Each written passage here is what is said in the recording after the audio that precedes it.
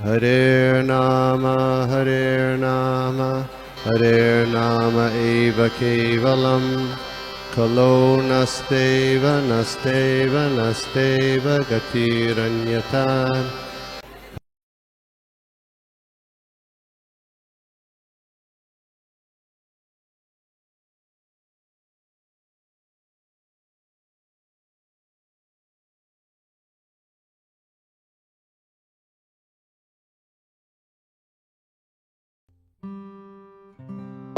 या let's start. Okay, हरे कृष्णा, सभी को मेरा दंडवत प्रणाम। ऐसे तो मेरी यहाँ बोलने की कोई योग्यता नहीं है, क्योंकि मैं आप सब से उम्र में और तजुर्बे में दोनों में ही छोटी हूँ, पर फिर भी प्रभु के आदेश अनुसार और मेरी गुरु महाराज की प्रसन्नता के लिए एक छोटी सी प्रयत्न। तो हम यहाँ पे आज डिस्कस करेंगे भागवतम के 2 श्लोकों पर। आइए भागवतम के श्लोकों पर डिस्कस करने से पहले ओम नमो भगवते वासुदेवाय, ओम नमो भगवते वासुदेवाय, ओम नमो भगवते वासुदेवाय। नारायणं नमस्कृत्यं नरं चैव नरोत्तमं देवीं सरस्वतीं व्यासं ततो जयम् उदीरयेत्।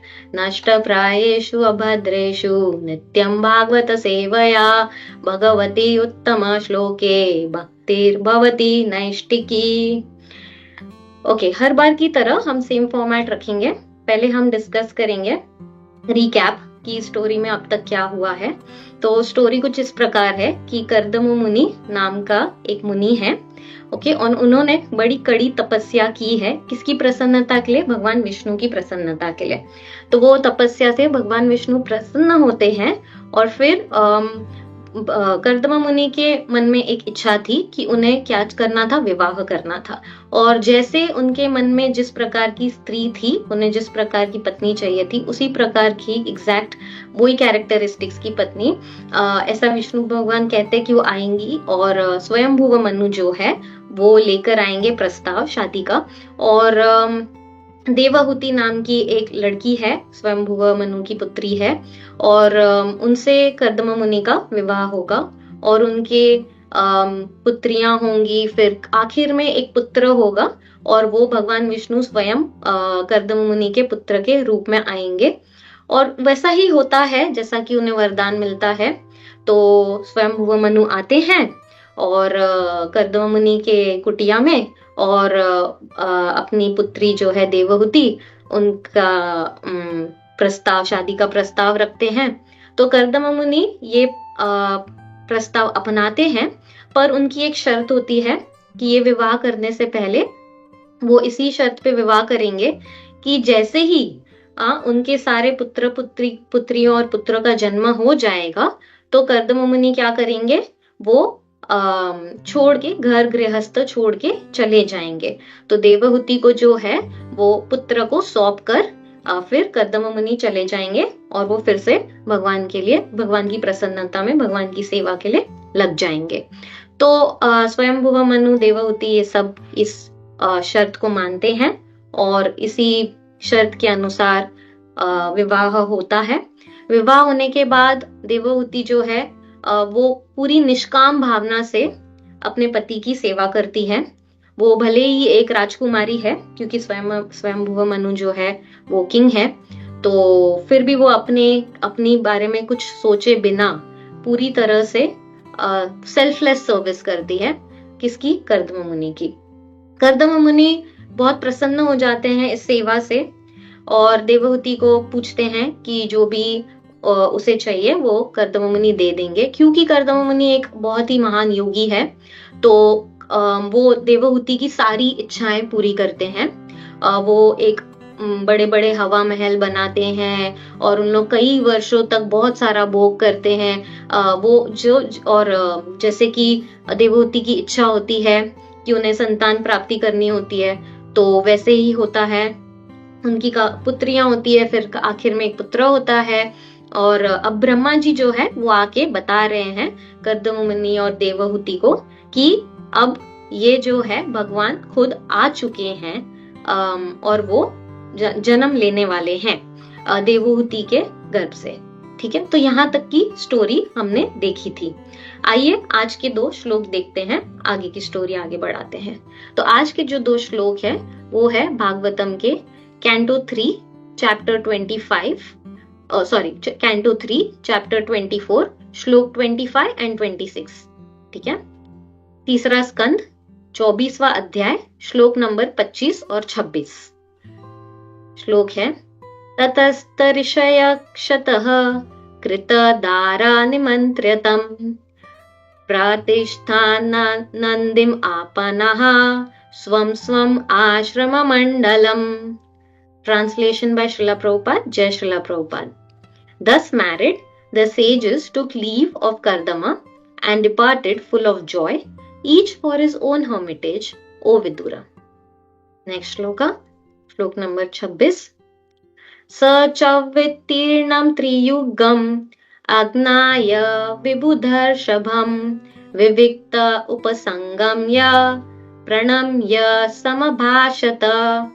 Translation: When Kardama Muni understood that the Supreme Personality of Godhead, the chief of all the demigods, Vishnu, had descended, Kardama approached him in a secluded place, offered obeisances and spoke as follows. ठीक है, तो ये है आज के 2 श्लोका जिसमें कहानी आगे बढ़ रही है। बट ये 2 श्लोका जैसे कि अभी आप देख रहे हैं, तो इसमें क्या बताया गया है कि जो कर्दम मुनि की जो पुत्रियां हैं उनका विवाह हो चुका है कुछ सेजेस से, और वो सारे सेजेस जो है, वो सारे ऋषि जो है, वो उन पुत्रियों को लेके अपने अपने घर में लौट रहे हैं, ऐसा कहा गया। और आगे बताया गया अब कर्दम मुनि जो है वो भगवान के पास जाएंगे अकेले में और उनको प्रणाम करते हैं। बस ये तो ये एक ट्रांजिशन है स्टोरी का, पार्ट 1 से पार्ट 2 जा रहा है। ठीक है, तो श्लोक के ऊपर चर्चा करने से पहले हम मंगलाचरण प्रेयर्स बोलेंगे।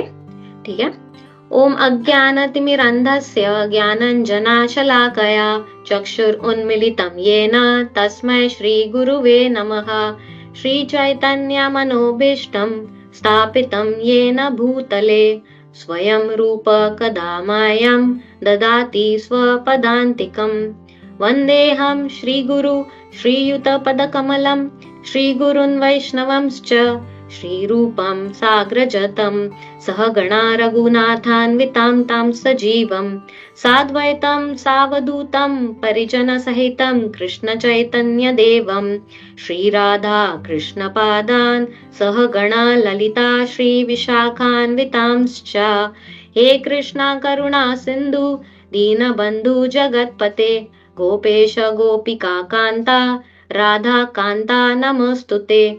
तप्त कांचन गौरांगी राधे वृंदावनेश्वरी वृषभानुसुते देवी प्रणमामि हरिप्रिये। वाञ्छाकल्पतरुभ्यश्च कृपा सिन्धुभ्य एव च पतितानां पावनेभ्यो वैष्णवेभ्यो नमो नमः। जय श्री कृष्ण चैतन्य प्रभु नित्यानंद श्री अद्वैत गदाधरा श्रीवास आदि गौर भक्त वृंद।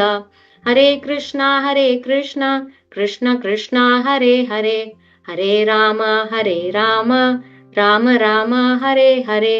कृष्ण कृष्ण पुत्री श्रीमती जय पताका स्वामी नमः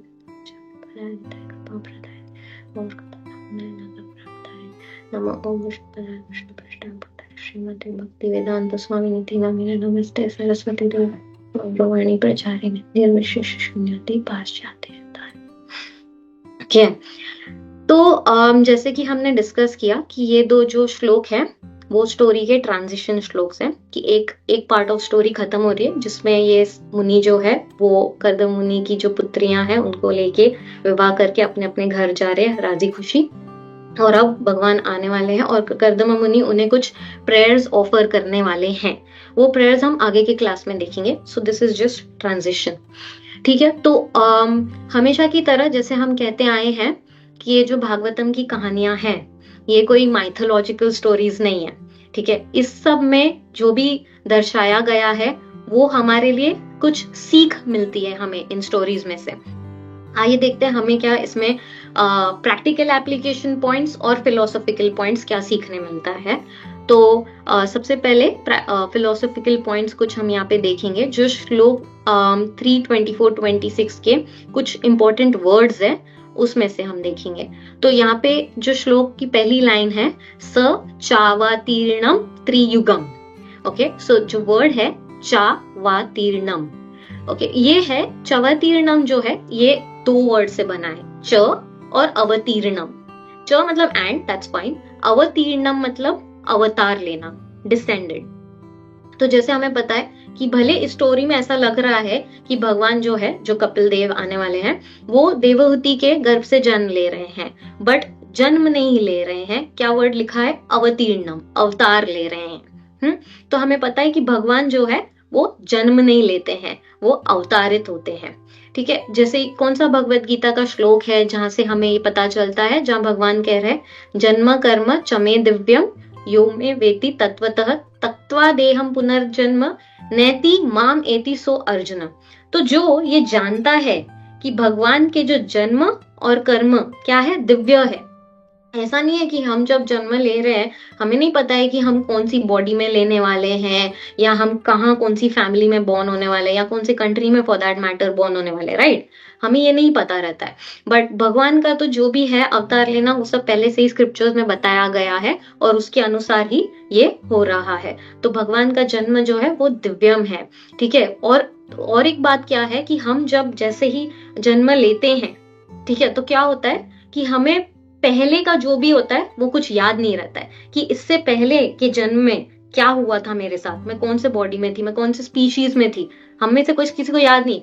कुछ स्टोरीज हमने ऐसी सुनी है कि जहाँ पे कोई बच्चा होता है, उसे याद रहता है कि हाँ कोई जगह के बारे में वो बताता है, कहीं से उसको वो आता है, वो कभी उस जगह पे गया नहीं बट उसको वो याद आता है, और फिर जब मम्मी डैडी लेके जाते हैं और देखते एग्जैक्टली हाँ वो जगह वैसी ही है जैसा ये डिस्क्राइब कर रहा है। सो वो क्यों है? वो उसकी पास्ट लाइफ मेमोरी है, बट वो सिर्फ रेयर है और लिमिटेड है।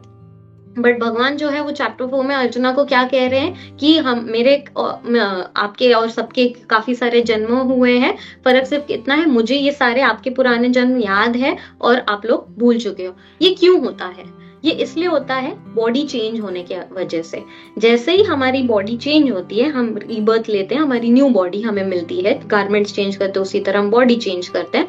तो न्यू बॉडी जैसे ही मिलती है तो वो पहले का मेमोरी पूरा रीसेट, कंट्रोल और डिलीट हो जाता है। ठीक है, अब भगवान का क्या है? स्पिरिचुअल बॉडी है, तो वो सेम बॉडी कंटिन्यू हो रहा है, इसलिए वो याद रह रहा है।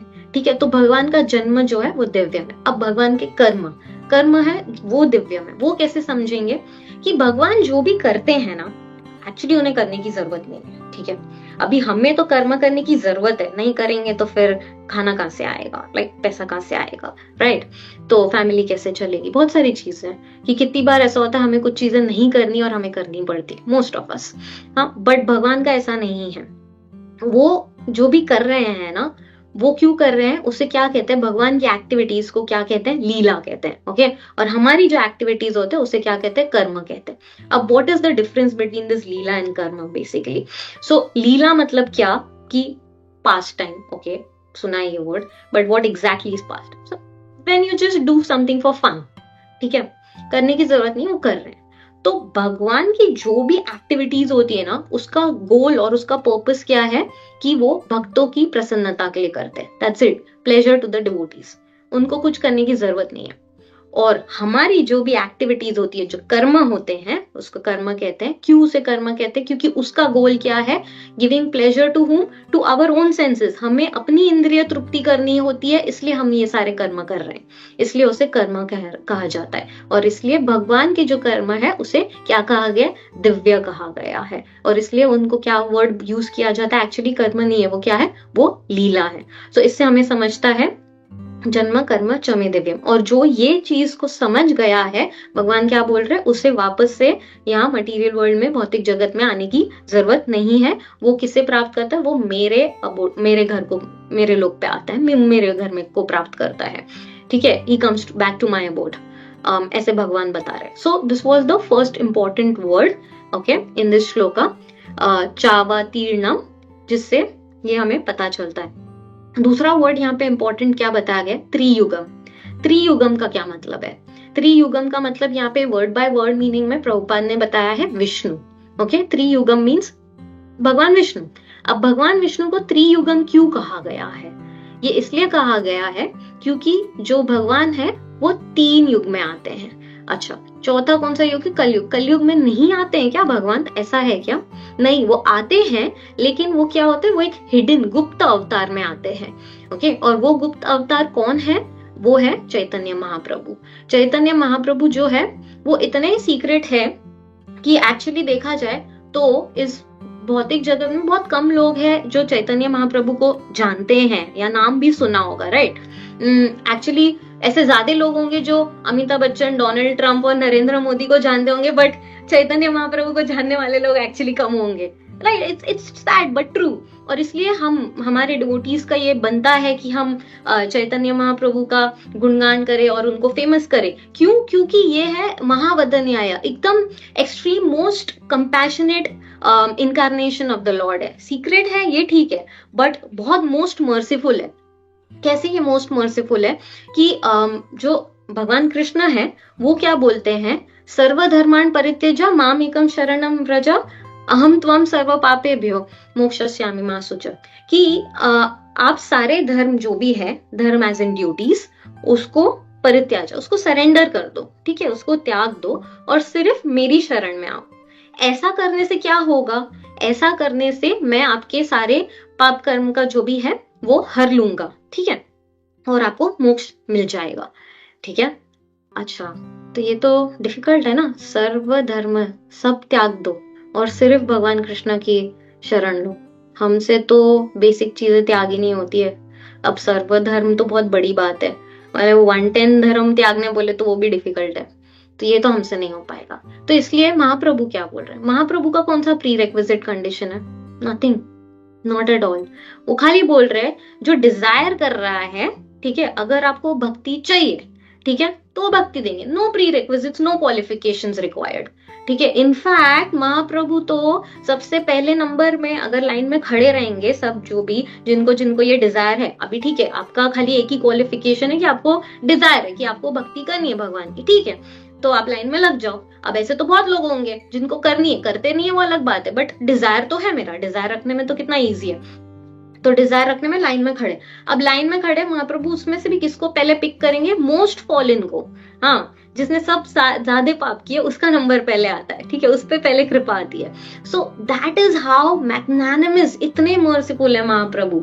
हाँ, तो हाँ, इजंट इट आवर ड्यूटी कि हमें वो कृपा महाप्रभु की मिली है। आज हम जो भी यहाँ पे हैं, जितने भी लोग हैं, वो सब महाप्रभु की कृपा से ही है ना यहाँ पे, वरना हमारा भी तो कोई, एटलीस्ट पर्सनली स्पीकिंग, मेरा कोई क्वालिफिकेशन तो है नहीं, सारी सिंफुल एक्टिविटीज की हुई है, ठीक है, और फिर महाप्रभु की मर्सी की वजह से हम यहाँ पे ये डिस्कशन, भगवान की लीलाएं डिस्कस कर पा रहे, राइट?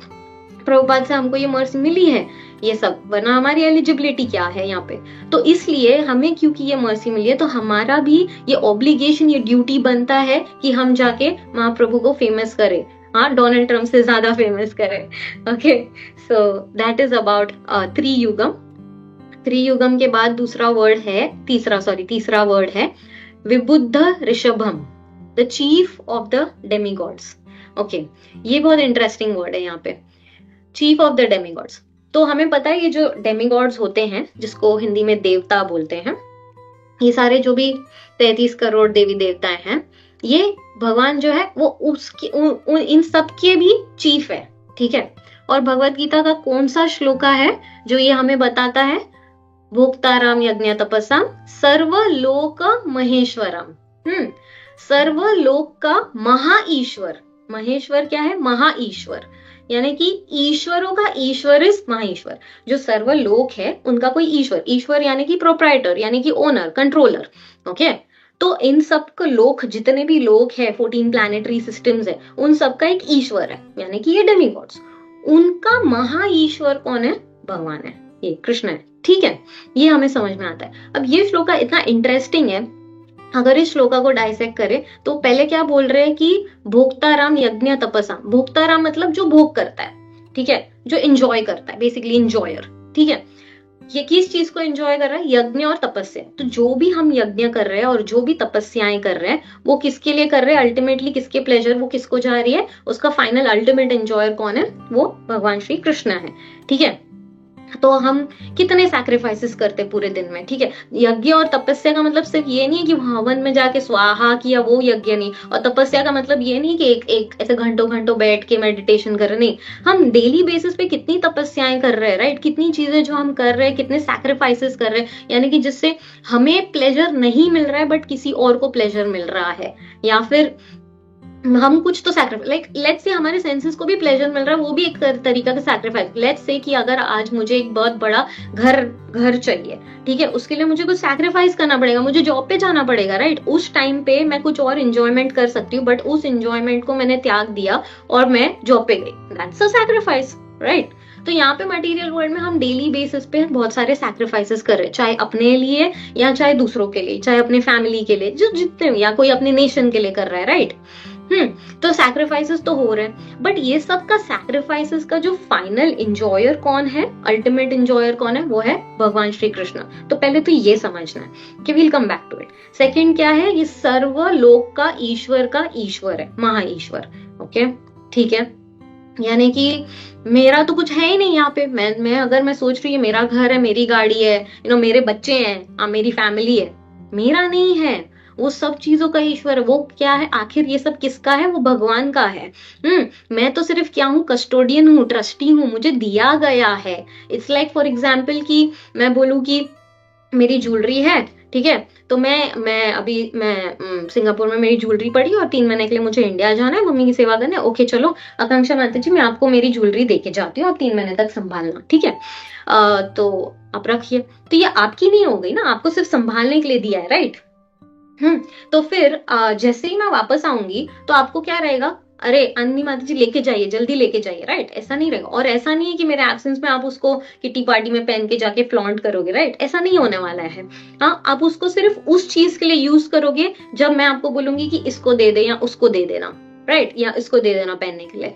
तो उसी तरह ये सारी चीजें हमको किसकी है? इसका महाईश्वर कौन है? भगवान है। तो ये जो भी चीजें हमें मिली है वो हमें किसके अकॉर्डिंग, किसके इंस्ट्रक्शंस के अकॉर्डिंग यूज करनी चाहिए? भगवान के इंस्ट्रक्शंस के अकॉर्डिंग, भगवान की सेवा में यूज करनी चाहिए। हमारी फैमिली हो, हमारी एसेट्स हो, हमारा टाइम हो, इनफैक्ट हमारे ब्रेथ हो, एवरीथिंग, सबका हम सिर्फ कस्टोडियन है। और कैसे ये चीज प्रूव कर सकते हैं? क्योंकि कल अगर मैं मांगू ज्वेलरी तो आकांक्षा माता जी को वो वापस देना पड़ेगा मुझे, क्योंकि वो मेरा है, राइट? तो उसी तरह ये सब भगवान का है। अगर वो कल मांगे तो हमसे छिन जाएगा, तो किस बात का हमें घमंड है कि ये सब मेरा है?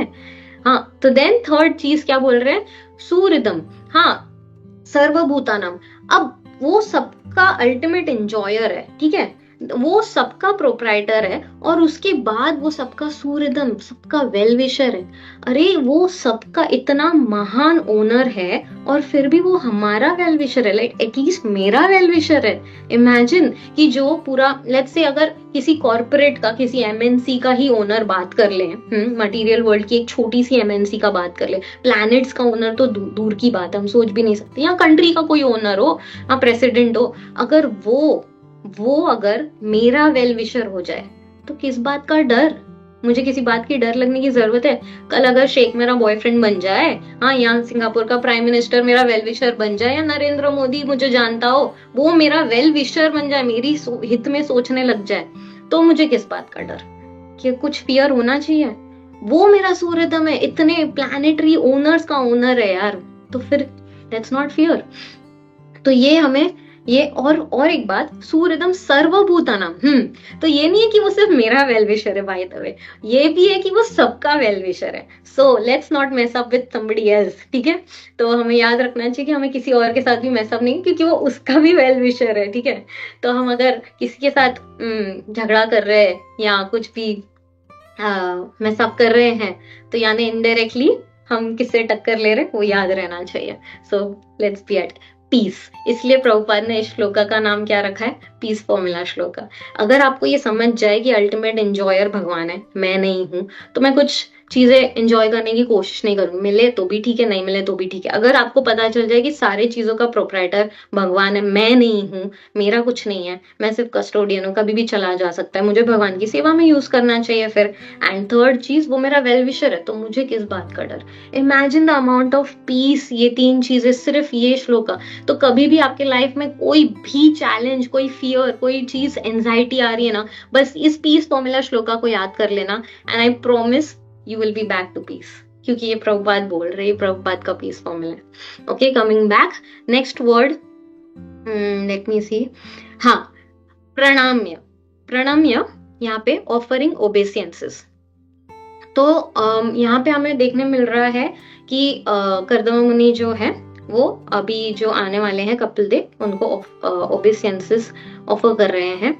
तो इससे हमें क्या सीखने मिलता है, इस दैट कि how important it is to respect others, कि हमें कितना दूसरों का आदर करना कितना जरूरी है। हमने नहीं सोचना चाहिए कि हाँ हम ही सब कुछ है, कि सब हमें हमें प्रणाम करना चाहिए। हम देखते हैं कि कृष्णा खुद भगवान थे, बट फिर भी वो कितने कितने को कृष्ण लीला में, आप कृष्णा बुक में देखेंगे तो कितने लोगों को भगवान जाके खुद प्रणाम कर रहे थे। Mahaprabhu for that example, Chaitanya Mahaprabhu भी सारे ब्राह्मणों को, सन्यासियों को प्रणाम करते थे, right. So who are we to say कि नहीं, people should offer obeisances to me and not other way around. So ये हमें सीखने मिलता है। So this is what the philosophical points from this particular shloka. And overall ये जो story हमने अभी देखी कर्दम मुनि की, ठीक है, जो यहाँ तक आई है, अभी आगे तो बहुत इंटरेस्टिंग होने वाला है, जहाँ पे वो प्रेयर स्टार्ट करेंगे। ओके, बट अब तक जो जर्नी थी कर्दम मुनि की, उसमें क्या था उनका पूरा जर्नी, कि पहले वो एक योगी थे जो तपस्या कर रहे थे, राइट। तो वो पूरी तरह से भगवान में एब्जॉर्ब थे, ठीक है।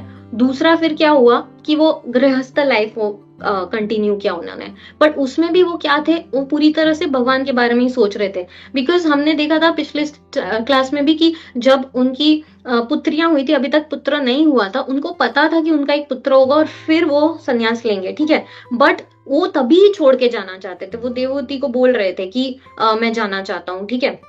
और देवहूति उसे उन्हें रोकने की कोशिश कर रही थी। अगर कोई दूसरा आदमी रहेगा, उसको पता है कि और एक बच्चा होने वाला है, फिर ही मैं जाने वाला हूँ, तो वो बोलेगा हाँ ठीक है, लेट मी एंजॉय मोर।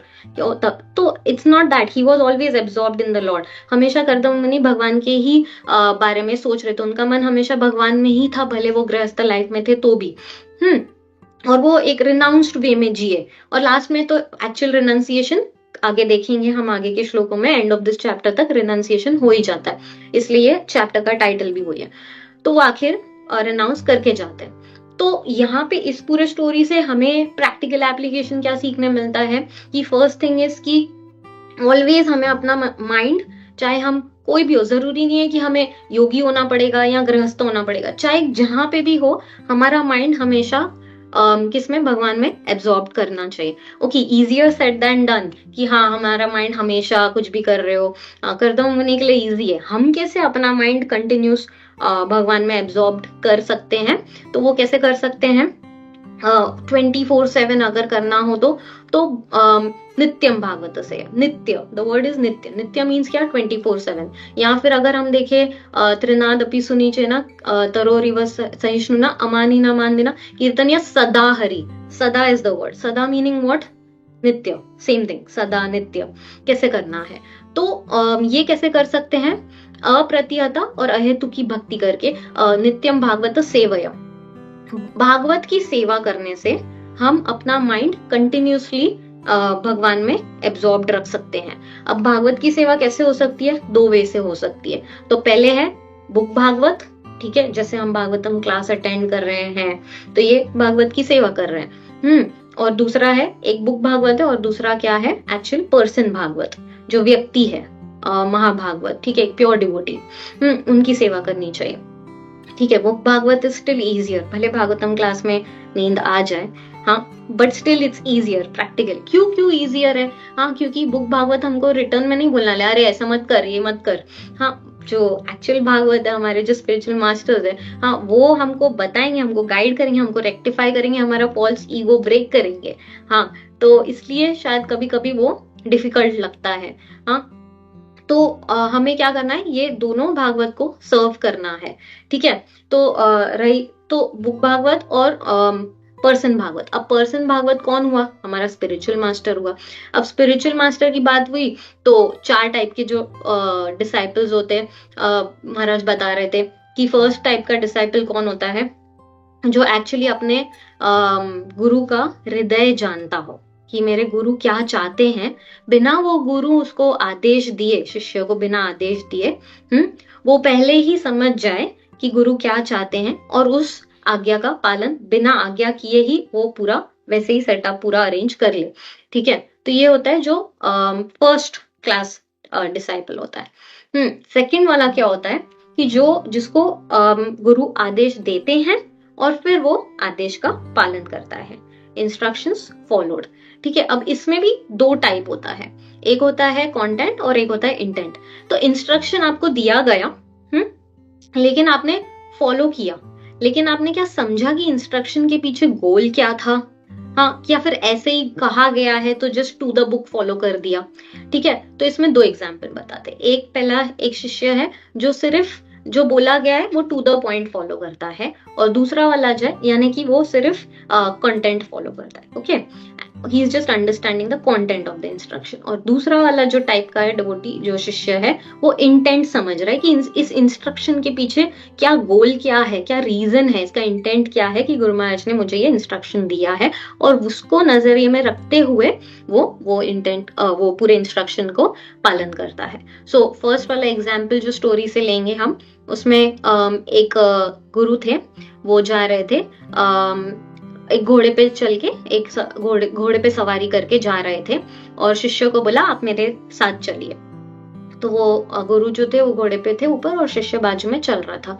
ठीक है, फिर जहाँ उनको आश्रम तक पहुंचना था, आश्रम तक पहुंच गए, तो तभी देखा, गुरु पहुंच के बोले कि अरे मेरा कमंडल जो है वो मिसिंग है, वो मिल नहीं रहा है। तो शिष्य को पूछा कि क्या आपने देखा कि ये कहाँ है, मुझे मिल नहीं रहा है? तो बोले हाँ मैंने देखा, वो आप जब घोड़ा सवारी कर रहे थे तब वो नीचे गिर गया था। तो बोले अरे गिर गया तो आपने उठा के क्यों नहीं दिया मुझे? तो बोला आपने तो आज्ञा दी थी कि बस मेरे साथ चलो, आपने नहीं बोला कि कुछ गिरे तो उठा के देना। तो गुरु बोले कैसा मूढ़ा है।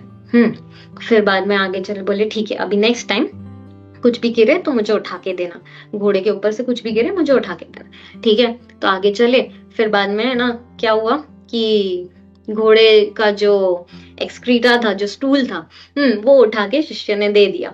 बोला कि गुरुजी आपने बोला घोड़े में से कुछ भी गिरे तो दे देना।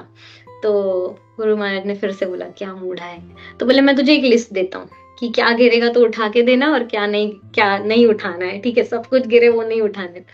ठीक है, आगे चलते हैं। तो फिर क्या होता है, गुरु महाराज खुद घोड़े में से गिर जाते हैं। ठीक है, और फिर वो शिष्य जो है वो घोड़े के साथ आगे चलता जाता है, और गुरु महाराज पीछे से आवाज दे रहे अरे मुझे उठाओ, मुझे मदद करो। तो बोले कि अरे गुरु महाराज लिस्ट पे आपका नाम तो है ही नहीं। ठीक है, so this is basically following the instruction without understanding the intent. Okay, so this is not what it means कि फॉलोइंग द इंस्ट्रक्शन, आज्ञा का पालन करना है बट समझना है कि क्या है ये आज्ञा का पालन। और जो दूसरा एग्जाम्पल महाराज बता रहे थे कि उसमें वो बता रहे कि भक्ति सिद्धांत सरस्वती ठाकुर के बता रहे थे एग्जाम्पल, जहाँ पे उनके गुरु महाराज ने उनको 3 इंस्ट्रक्शंस दिए थे। अच्छा, वो 3 इंस्ट्रक्शन क्या था कि फर्स्ट इंस्ट्रक्शन था don't make disciples, second instruction क्या था, सेकेंड इंस्ट्रक्शन था हाँ don't associate with worldly people, and third instruction था कि डोंट गो टू कैलकाटा। ठीक है, अब आप देखेंगे जो जानते हैं उनकी लाइफ, वो देखेंगे तो ऐसा लगेगा कि ये तीनों आज्ञा का एकदम उल्लंघन करके पूरी ऑपोजिट लाइफ इन्होंने जी है। तो क्या ऐसा है? नहीं, ऐसा नहीं है। तो जब आप भक्ति सिद्धांत सरस्वती ठाकुर से जब पूछा गया कि क्यों आपको तो ऐसे आज्ञा दिया गया था कि आप शिष्य ना बनाए, तो आपके तो पूरे वर्ल्ड में इतने सारे शिष्य, तो बोले कि कैसा है कि ये मेरे शिष्य नहीं है, मैं इनको शिष्य नहीं मानता हूँ, मैं एक्चुअली ये सब क्या है, ये मेरे गुरु के जो है रिप्रेजेंटेटिव्स हैं और मैं इनका दास हूँ। तो गुरु महाराज कभी भी ये सोचते हैं कि जो उनके शिष्य हैं वो उनके सेवक है। गुरु महाराज खुद शिष्यों को के सेवक है, क्योंकि क्या सेवा करनी है गुरु महाराज को, इनकी सबसे बड़ी सेवा ये करनी है कि इन सबको लेके जाना है भगवान के पास वापस। तो ऐसा सोचते हैं। बट नॉर्मली कैसा होता है कि हम सबको गुरु बनना होता है, क्योंकि चैतन्य महाप्रभु ने बोला है जा रे देखो त्यारे कहो कृष्ण उपदेश, राइट। तो सबसे पहले गुरु बनना होता है। बट ऐसा नहीं होता है कि पहले कैसा होता है कि पहले हमें विचार, फिर आचार, फिर प्रचार करना चाहिए। जैसे षड गोस्वामी अष्टकम में भी हम सुनते हैं नाना शास्त्र विचार निपुणों। तो विचार मतलब क्या? स्टडी, शास्त्रों को पढ़ना है, ठीक है।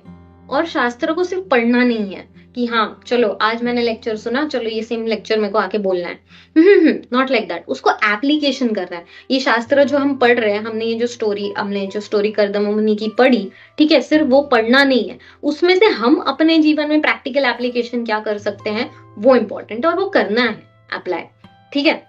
और फिर बाद में क्या करना है? बाद में जाके प्रीच करना है। सो आई ऑलवेज से कि when you preach what you practice, others practice what you preach, ठीक है। तो it's a short formula. Any preacher जो बोलते फर्स्ट टाइम लेक्चर देते और आके मुझे फोन करते कि hi give me some tips, preaching tips, क्या करना चाहिए, तो मेरा एक ही टिप रहता है, always preach what you practice, for sure others will practice what you preach. उनको रेजोनेट होएगा वो। अगर मैं खुद ही नहीं कर रही हूँ और फिर मैं आके यहाँ पे बोलने लग जाऊं, वो सिर्फ पैरेट वर्क है, वो रेजोनेट नहीं होगा। हाँ उस टाइम के लिए बहुत, नो डाउट, अच्छा प्रेजेंटेशन होगा तो लगेगा वाह क्या लेक्चर दिया है, बट ट्रांसफॉर्मेशन नहीं होगा।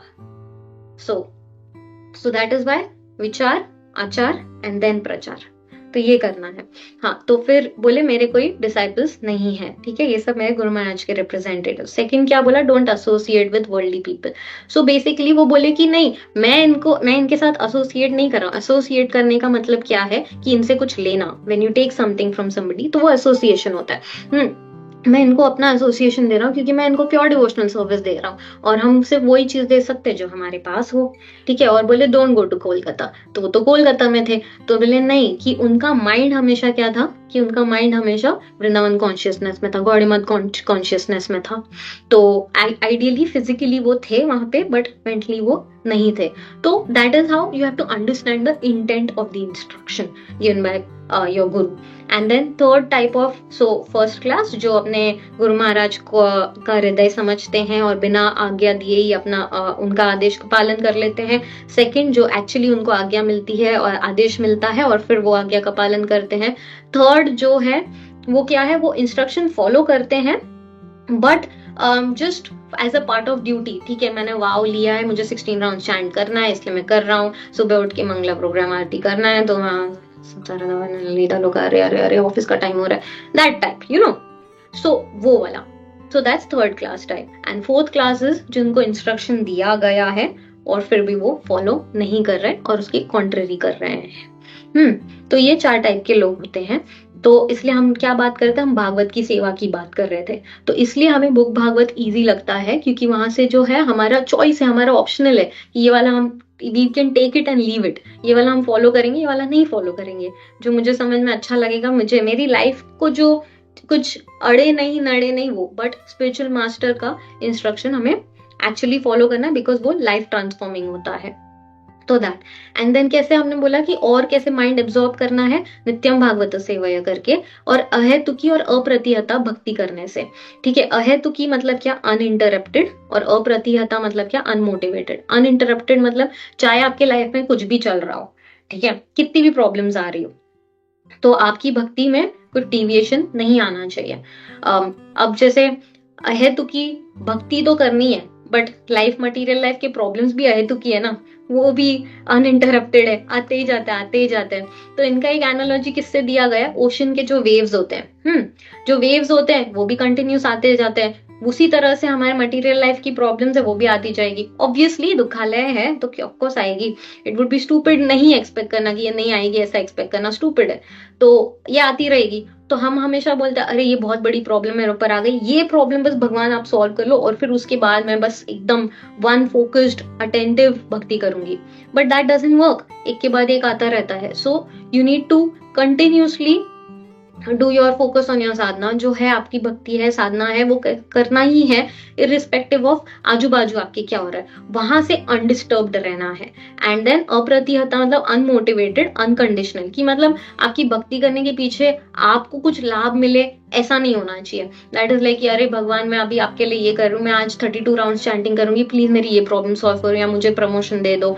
यू नो एक डिवोटी था, उसने 16 राउंड चैंटिंग करने लगा, क्योंकि उसके पास जॉब नहीं थी, तो उसने 16 राउंड चैंटिंग करने लगा, उसको वाकई में जॉब मिल गई। एक्चुअली रियल लाइफ एग्जांपल्स में हमने देखा है कि कितने लोग चैंटिंग करते हैं और जॉब मिल जाती है जो नहीं मिल रही होती। तो फिर उसे लगा वाह ये तो बहुत अमेजिंग फॉर्मूला है, मैं 32 करता हूँ मुझे प्रमोशन मिल जाएगा। तो 32 राउंड्स करने लगा, उसकी जॉब भी चली गई। तो फिर वो बोला ये क्या है। So Krishna plays around with you because वो जानता है कि आपने आपके हार्ट में क्या है। सो कृष्णा को क्या बोलते हैं कि भावग्रही। ओके, तो वो आपके अंदर जो रीजन कॉज मोटिवेशन आपका क्या है वो जानता है, और वो सिर्फ उसे वो चाहिए। हाँ, इट डजंट मैटर कि आप क्या कर रहे हैं, बट आप कैसे कर रहे हैं, that is what is more important for Krishna. तो अभी जैसे कि कुछ लोग बोलते हैं कि अरे हमारा कुछ नहीं है, सब तो भगवान का ही है, मेरा घर नहीं है, ये भगवान का घर है। और फिर बोलते हैं, अगर उनको डोनेशन मांगो तो बोलते हैं अरे नहीं प्रभु जी क्या, सब तो भगवान का ही है, मैं क्या अलग से दूं।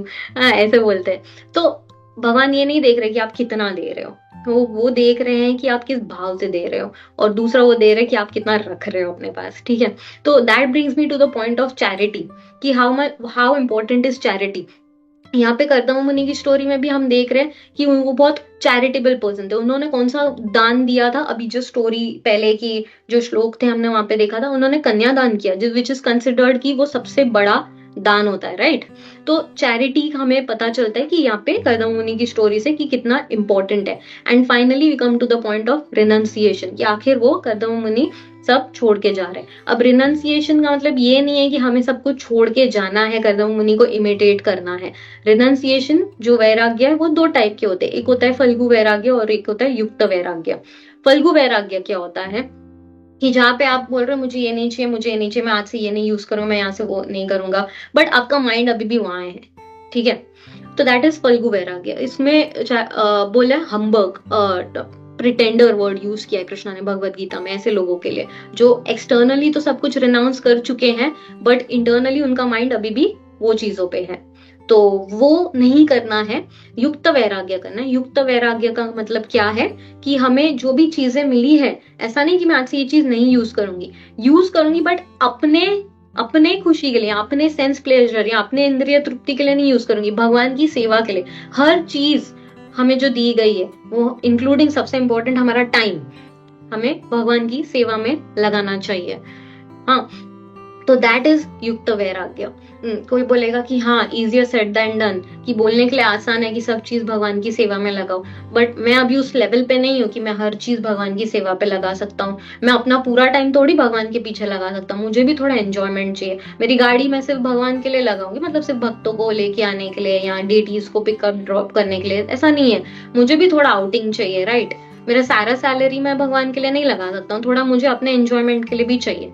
तो क्या करना चाहिए ऐसे में? तो भगवद गीता में भगवान ने खुद स्टेजेस बताए हैं, कि अगर आप पूरा निष्काम भक्त नहीं बन सकते हो तो निष्काम कर्म योगी नहीं हो सकते हो, वो टॉप ऑफ द लैडर। तो सकाम कर्म योगी हो, ठीक है, फिर वो नहीं हो सकते हो तो फिर एटलीस्ट आपको क्या करना चाहिए, आपका जो भी चीजें हैं जो आप खुद के लिए कमा रहे हो या खुद के लिए अक्यूमुलेट कर रहे हो, वो आपको उसमें से एक पार्ट वो भगवान को ऑफर करना चाहिए to start with. That is the first step of the ladder. वो तो सब कर ही सकते हैं ना, अब प्रपोर्शन की एटलीस्ट स्टार्ट करो। सैक्रिफाइस वाला जो रिनाउंस का जो मेंटालिटी है वो आता है। So it is not that कि मुझे सब चीजें छोड़ देनी है, बट क्या करनी है मुझे, I don't have to give up things, but I have to give up the mentality कि मैं सबका ओनर हूं। मुझे ये ट्राई करना चाहिए अपने आप को हर बार याद दिलाने के लिए कि मैं इसका ओनर नहीं हूं। लाइक सटल एग्जाम्पल लेंगे, एक एग्जाम्पल जिससे हमें सटल ओनरशिप हमारी फीलिंग आती है, and we'll close it with this example, कि जब हम सुपरमार्केट में जाते हैं तब क्या होता है कि हम बास्केट रहता है, कार्ट, शॉपिंग ट्रॉली या बास्केट, उसमें चीजें डालते हैं, राइट। जब उसमें चीजें डालते हैं और बास्केट या ट्रॉली को यहाँ वहां छोड़ के हम वहां चले जाते हैं तो कुछ फर्क नहीं पड़ता, हमारे मन में कुछ एंजाइटी नहीं होती है। हाँ, बट अगर एक बार बिलिंग कर लिया और उसके बाद वो ट्रॉली जहां भी रखी है तो आधा ध्यान वहीं रहता, अरे मेरी ट्रॉली कहाँ गई, मेरी ट्रॉली वहां रह गई। क्यों, क्या हुआ? बिलिंग करने के बाद सेंस ऑफ प्रोप्राइटरशिप आ गया, अब ये मेरा है, पहले ये मेरा नहीं था। that is how subtle that feeling of owner and controller is. So with that, as always, I will ask your blessings ki at some point of time my mind could also be absorbed in Krishna sada nityam. Hare Krishna. Thank you so much.